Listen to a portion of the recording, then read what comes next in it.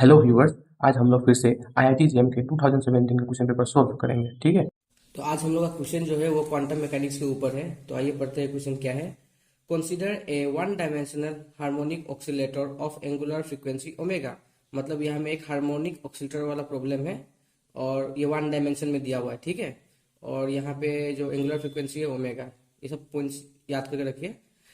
If 5 particles, ठीक है, identical particles बोला गया है, 5 identical particles occupy the same energy level of this harmonic oscillator at zero temperature, which of the statement about their ground state energy E naught is correct। मतलब यहाँ पे 5 identical particles बोला गया है। मतलब वो जो पार्टिकल्स, अगर इलेक्ट्रॉन है तो इलेक्ट्रॉन होंगे, प्रोटॉन है तो वो पांचों प्रोटॉन होंगे, उसके आपका कोई भी बोसोन होंगे तो पांचों ही बोसोन होंगे।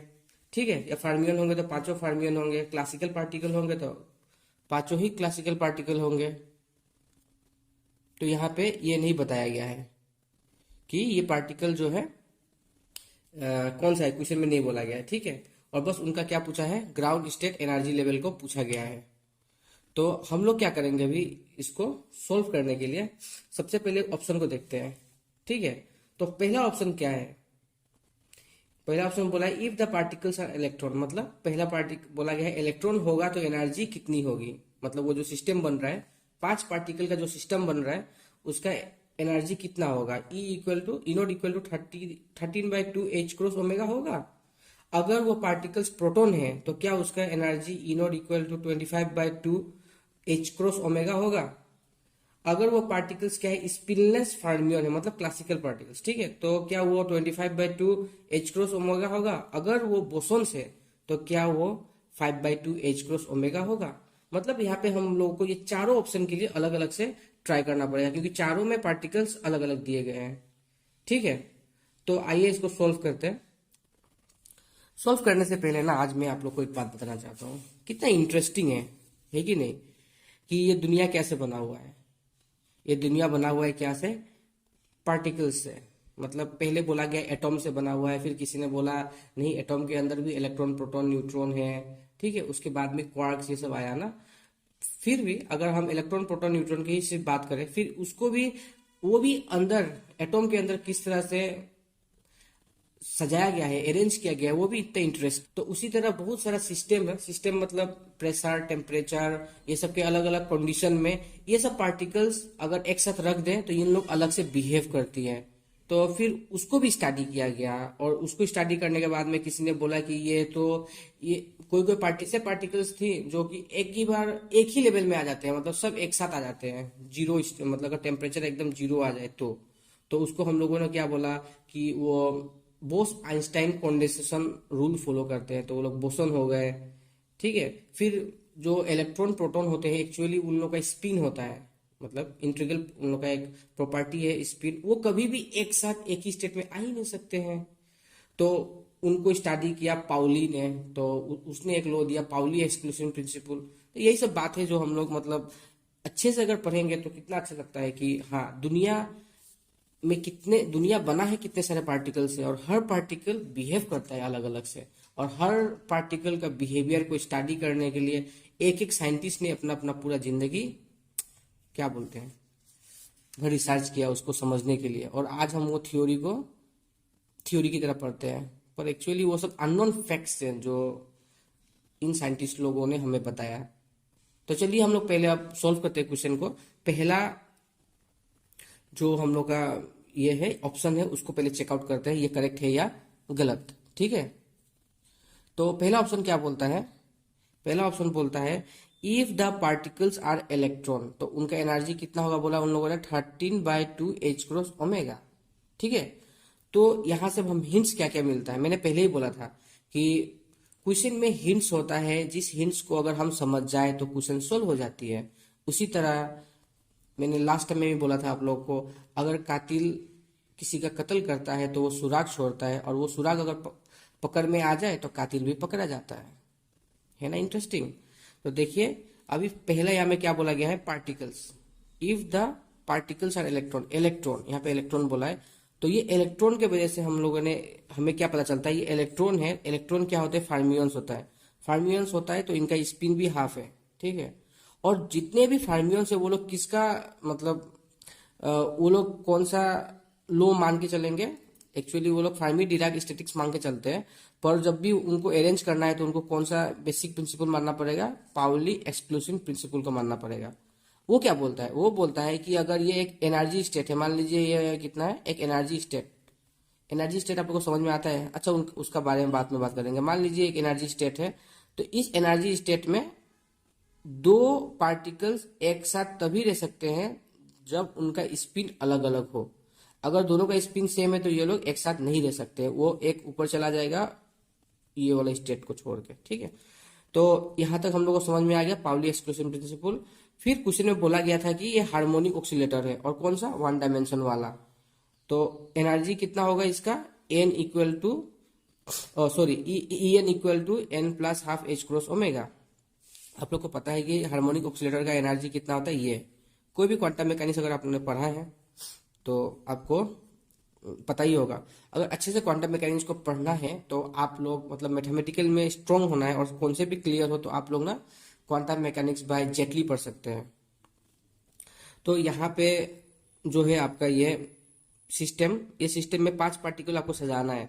तो हमने पहले वाले स्टेट, ये पहले वाला जो स्टेट है ये n इक्वल टू 0 होगा, क्योंकि हार्मोनिक एक्सीलेटर में n कहाँ से स्टार्ट होता है, 0 से स्टार्ट होता है, ठीक है, 0 होगा। सेकेंड वाला 1 होगा, थर्ड वाला n2 होगा।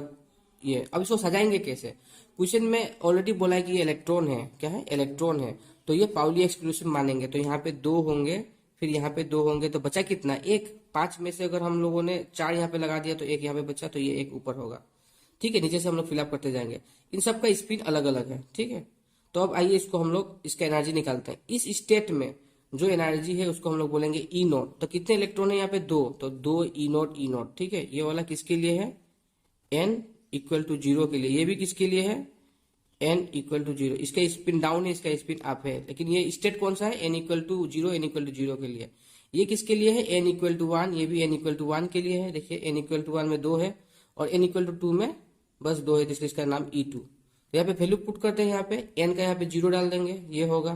सेम यहाँ पे ई नोट के लिए एन का वैल्यू 0 डाल देंगे। फिर एन इक्वल टू कितना, 1 के लिए यहाँ पे क्या डालेंगे, 1 डाल देंगे, 2 है ना। और फिर एन इक्वल टू 2 के लिए क्या डालेंगे हम लोग, ये वाला, ठीक है। तो क्या हुआ, ओ सॉरी, एन इक्वल टू जो ये लास्ट E2 था, E2 के लिए क्या हुआ, एन इक्वल टू हमें डालना पड़ेगा 2। तो यहाँ पे अगर 2 डाल दें, 2 प्लस हाफ ये। अब H क्रॉस हर जगह है तो कॉमन ले लेते हैं, और फिर सॉल्व करते हैं। तो 0 है यहाँ पे तो हाफ आ जाएगा, यहाँ पे भी 0 है तो ये सिर्फ हाफ बचेगा। यहाँ पे 2 अंजर 2 प्लस 1 3, 3/2, फिर 2 अंजर 2 प्लस 1 3/2। या एलसीएम में क्या आप कर सकते हैं, मैं शॉर्टकट कर रहा हूँ, 2 2 जार 4 प्लस 1 5, 5/2। अब इन सबको प्लस कर देंगे, इनका डिनोमिनेटर सेम है तो 2 होगा, ऊपर का 1 प्लस 1 2 2, और ये 3 और 3 6 प्लस 2 8, 8 प्लस 5 13। तो ये हुआ आपका आंसर। तो ऑप्शन में भी क्या दिया हुआ था, आप देखेंगे ऑप्शन में भी क्या दिया था, यही दिया हुआ था। तो हम बोल सकते हैं कि ऑप्शन ए करेक्ट है। लेकिन मैंने आपको कल मतलब पिछले वीडियो में बताया था कि जो मैं अब क्वेश्चन करने वाला हूं उसमें से एक से अधिक मतलब एक से ज्यादा भी ऑप्शंस करेक्ट हो सकते हैं। तो अभी हमें बी को भी चेक करना पड़ेगा। तो बी क्या बोल रहा था, बी बोल रहा था, बी यहाँ पे लिख देता हूँ, ठीक है, दिख रहा है आप लोग को, यहीं पे लिख देता हूँ। बी क्या बोला था, बी में बोला गया था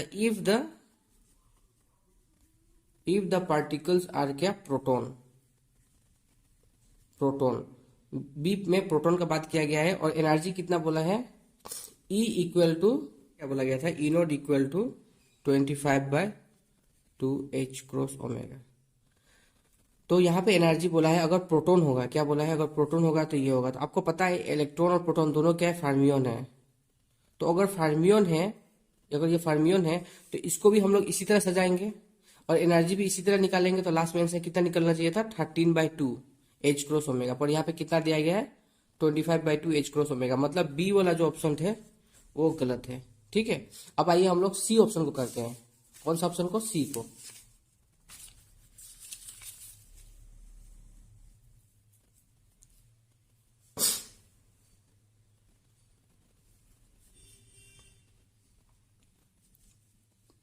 तो आप लोग सी ऑप्शन देख सकते हैं, क्या बोला गया यहाँ पे, इफ द पार्टिकुलर स्पिनलेस फर्मियन, तो एनर्जी कितना होना, 25/2 H क्रॉस ओमेगा।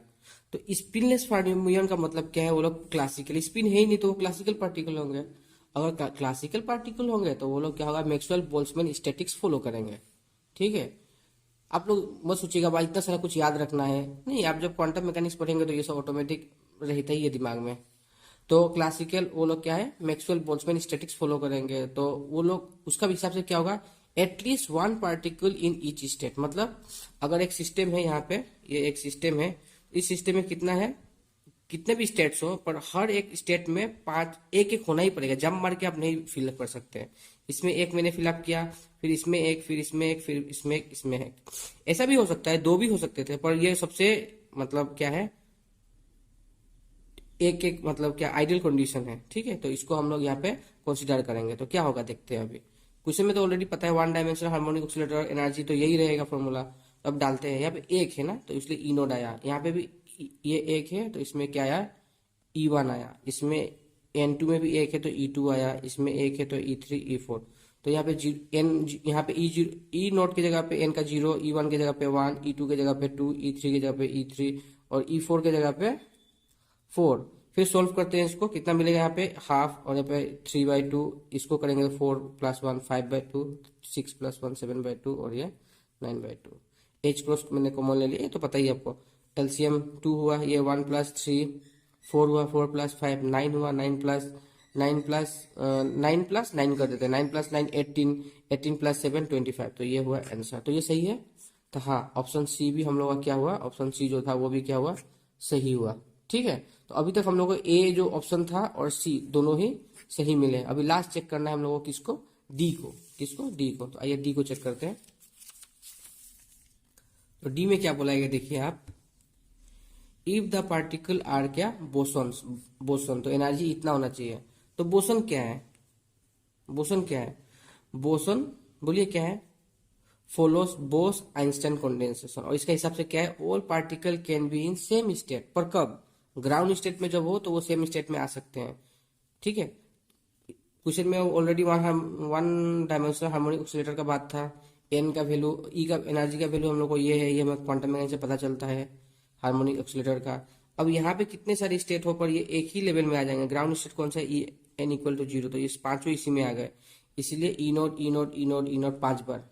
तो 5 बार ई नोट को तो हम लोग 5 ई नोट लिख सकते हैं ना, तो वही 5 n के जगह में 0 आएगा प्लस हाफ, और सोल्व करेंगे तो ये इसके साथ मैच हो रहा है, देख सकते हैं आप, इसके साथ ये मैच हो रहा है। तो हम लोग अभी क्या बोलेंगे, ए ऑप्शन करेक्ट है, बी ऑप्शन गलत है, सी ऑप्शन करेक्ट है और डी ऑप्शन भी करेक्ट है। तो अगर आप लोग को मेरा एक्सप्लेनेशन अच्छा लगा होगा और अच्छे से समझ में आया होगा तो अपने दोस्तों के साथ शेयर करिए।